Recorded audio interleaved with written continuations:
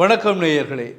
கிளிநொச்சி மாவட்டத்தில் கண்டாவளை பிரதேச செயலாளர் பிரிவுக்குட்பட்ட கண்ணகி நகர் பிரதேசத்தில் வீடு ஒன்று முற்றாக எரிந்து சாம்பலான சம்பவம் சோகத்தில் மக்களை ஆழ்த்தியிருக்கிறது.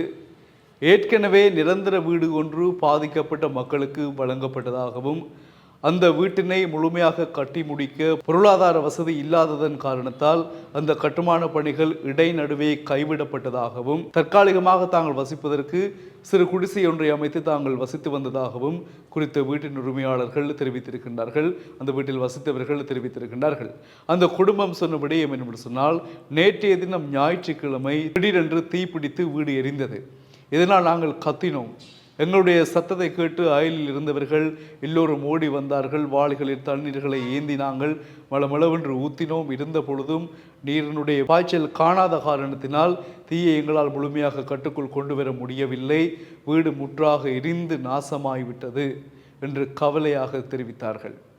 தங்கள் வீட்டில் கிட்டத்தட்ட 50,000 ரூபாய் பணம் இருந்ததாகவும் 2 தொலைபேசிகள் இருந்ததாகவும் அதே போல மீன்பிடி வலைகள், அவர்கள் மீனவர்கள் குடும்பத்தை சார்ந்தபடியினால் மீன்பிடி வலைகள் 2 இருந்ததாகவும் தெரிவிக்கப்படுகிறது. அத்துடன் பெரிதாக சொத்துக்கள் எல்லாம் எங்களிடம் இல்லை. தொலைபேசியும் 50,000 ரூபாய் பணமும் மீன்பிடி வலைகளும், அது தவிர எங்கள் ஒவ்வொருவரின் உடைகளும் தான் இருந்தன. அந்த எல்லாமே எரிந்து நாசமாகிவிட்டது. நாங்கள் இப்பொழுது இருக்க இடமில்லாமல் நடு வீதியில் இருக்கின்றோம். இப்பொழுது தற்காலிகமாக அயல் வீட்டில் ஒன்றிலே நாங்கள் வசித்து வருகிறோம். ஏற்கனவே நாங்கள் தற்காலிகமான குடிசை ஒன்றில் தான் நாங்கள் இருந்தோம். ஏனென்றால் எங்களுக்கு நிரந்தரமாக வழங்கப்பட்ட வீடு கட்டுமான பணிகள் முடியவில்லை. அதற்கான நிதி எங்களிடம் இல்லை. எனவே சிறுக சிறுக சேமித்து கட்டுவோம் என்ற முனைப்பில் நாங்கள் இருந்தோம்.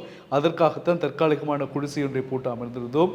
அதுவும் இப்பொழுது எரிந்து நாசமாகிவிட்டது என்று அந்த வீட்டில் வசித்தவர்கள் கூறுகின்ற பொழுது உண்மையாகவே மனம் வெடிக்கின்ற அளவிற்கு கவலையாக இருந்தது.